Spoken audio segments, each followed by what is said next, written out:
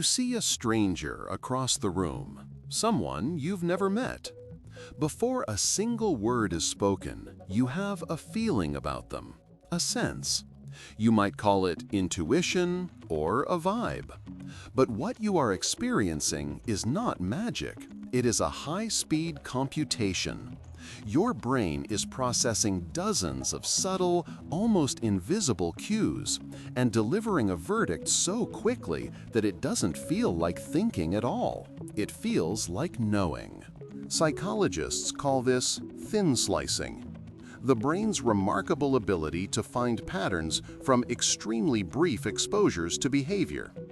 In studies, people could accurately judge a teacher's effectiveness after watching just a few seconds of silent video. It's not about one single clue, like a smile or a frown. It is about the entire configuration. The tilt of a head, the speed of a blink, the subtle tension in the shoulders.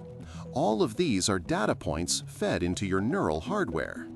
This holistic processing happens in a specific part of your brain called the superior temporal sulcus, or STS.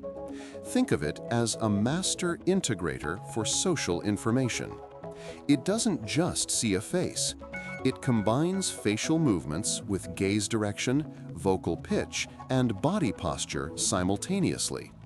The STS is where the visual motion of someone turning their head away is merged with the sound of their sigh. It weaves disparate threads of data into a single coherent story about another person's internal state. But your brain isn't just passively receiving this data, it's actively predicting it. Before you even fully process what you're seeing, your brain has already generated a hypothesis. It's running a simulation. Based on this context, a person should look and sound like this. This is called predictive coding. You're not reading them, you're comparing reality to a prediction your brain just made. That instant feeling is the signal of a match. The data fits the model. This process becomes most obvious when it fails. A prediction error. When someone's smile doesn't quite reach their eyes, your model flags a mismatch. The data contradicts the simulation. This error signal is what you experience as unease, suspicion, or the sense that something is off.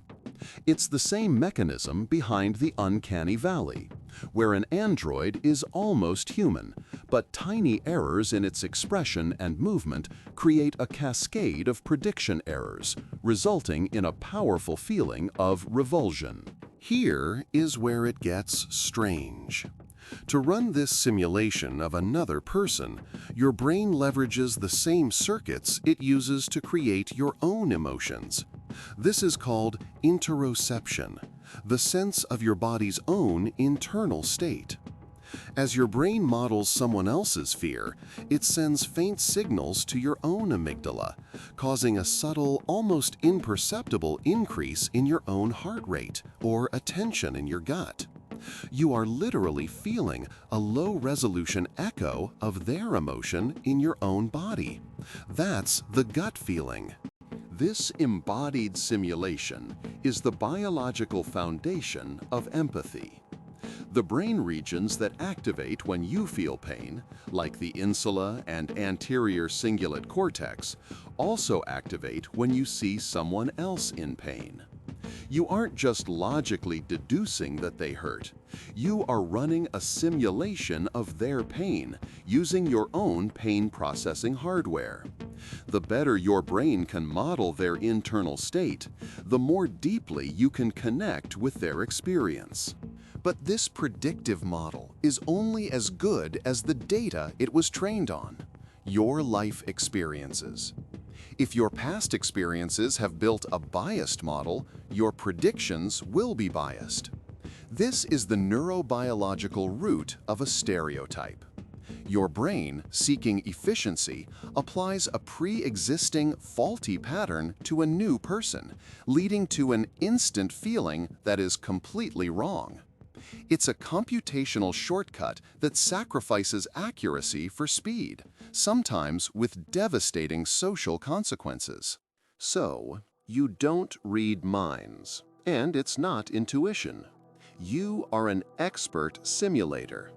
Every time you look at someone, your brain launches an incredibly complex simulation, informed by a lifetime of data to predict their internal state. It runs this simulation on your own emotional and physical hardware, allowing you to feel a shadow of their experience.